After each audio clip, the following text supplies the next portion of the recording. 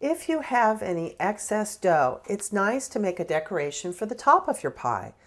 Add a little flour to your wax paper. Add a little more flour at the top. Roll out the dough again. It should be a little bit easier this time because we worked it before. Make sure that you flip the dough. Take any kind of cookie cutter you would like. Today I'm using a leaf and an acorn.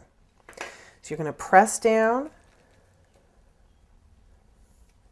I like to press out as many as I can so you're not having to re-roll that dough many times.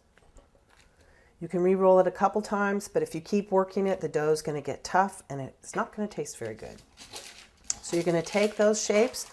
I have lined this baking sheet with a Silpat liner. I highly recommend these. Nothing will stick to this, and they cook lovely, evenly, and brown.